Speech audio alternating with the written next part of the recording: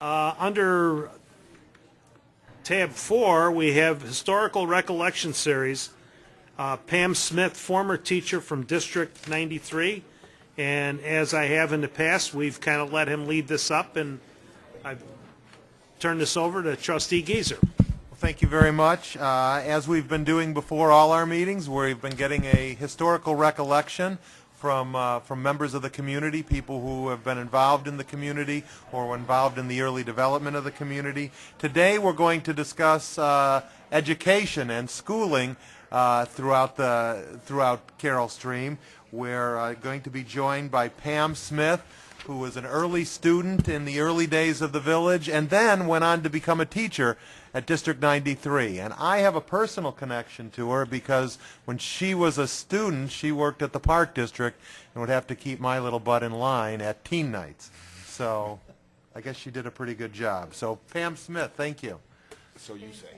Yeah. Yes, 50 years. For me, it went fast. Although 50 years, I guess Carroll Stream and myself as well, we're now officially vintage. But I'm one of the early, small children residents here in Carroll Stream.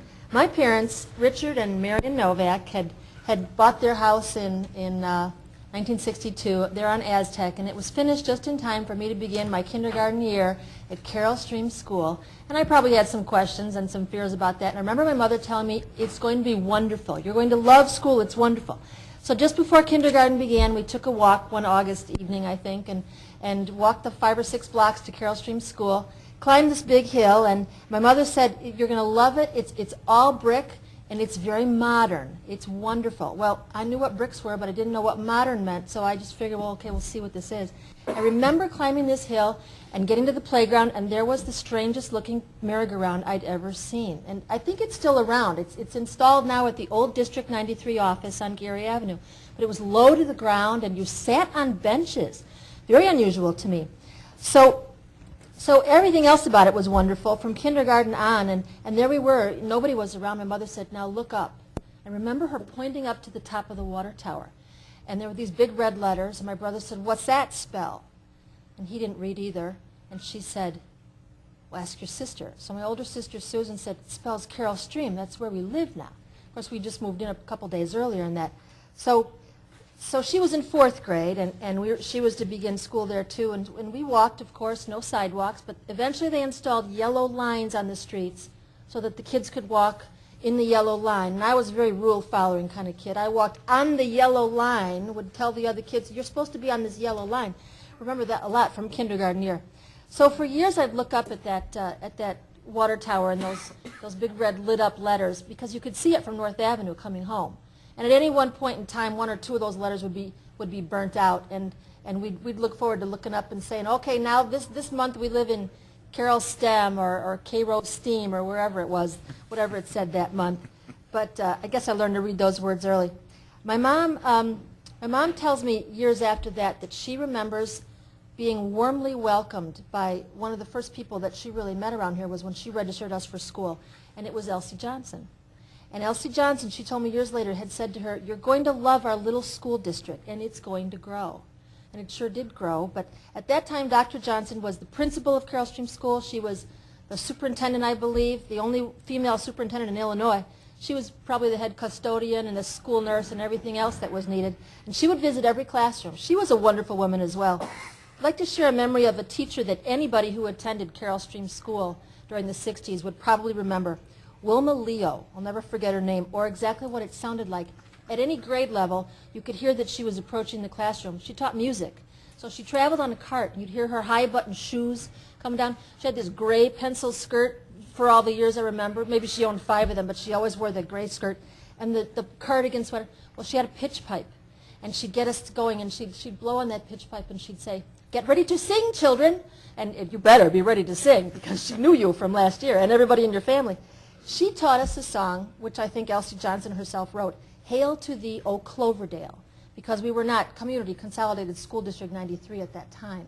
We were Cloverdale, perhaps Cloverdale Consolidated School. Came across us on a little citizenship ribbon I found, and Cloverdale met. Hail to Thee, O Cloverdale, with your blue and white, or white and blue, I don't remember, but I'm sure for years we learned that song. And Wilma Leo was there spearheading that. Another memorable teacher was my 5th grade teacher, George Hameshi, who went on to become a principal at Roy DeShane School.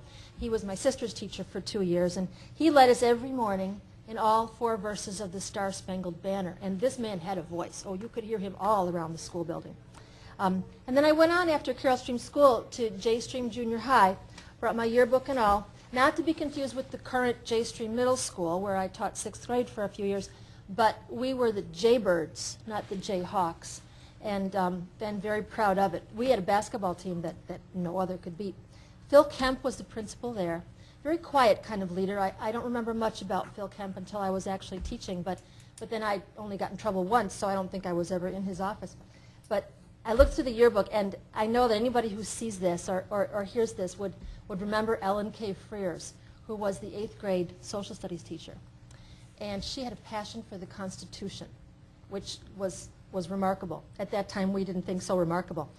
We used to hope that kids would come across the lawn. The building then was the current Roy DeShane building on Chippewa. We would hope people would come across the lawn, kids out at recess or something, because she would go to the window, stop in the middle of the class, go to the window, throw open the window, and bellow out, "Get off the grass!" And believe me, those kids would get off the grass. It was her personal mission there to save the lawn at J Stream Junior High. Constitution teacher. I had a 7th grade social studies teacher by the name of Miss Simpkin. Mary Simpkin and Patrice Mooney were hired for a period of time there. They were actually nuns in the area, and I don't know the whole story behind it, but they were, again, remarkable people that impacted many of us, I'm sure. Miss Simpkin invited J Stream himself, and he did come back to visit as part of that social studies curriculum that year, and that was a great thing, too. Patrice Mooney, the other nun, was the math teacher, 7th and 8th grade, and she had this crazy idea back in 1970 or so that 8th graders could learn algebra. And she did begin, back then when I was in junior high, an algebra program that stuck with us evidently and certainly helped a great deal when we got to Glenbard North High School. She was a remarkable person too. I believe that Mary Simpkin is still in the area and attends a lunch now and then that retired teachers of District 93 go to every now and then. And one of these days I'm going to drop in there and find her. And plenty of other people there that remind me, just looking at pictures back of junior high. My 8th grade homeroom class later became the kindergarten classroom in which both my daughters, Jackie and Allie, had their first kindergarten class, which was then, of course, Roy DeShane School by then. And we did continue to grow, and Elsie Johnson was again remarkable and wonderful in my life when she hired me in 1969 to teach 4th grade at a new little brick building called Western Trails School. And I corresponded with her now and then a few times back, but I'll never forget my mother just really remarking how amazing she thought Dr. Johnson was to welcome her and say, "You're going to love our little school district." And you know, everybody has their wonderful memories of their classmates, and at the time 2 kindergartens, and it wound up being maybe 3 5th grades by the time I left Carroll Stream School, and look at the size of us now, but was truly a wonderful place to grow up and learn.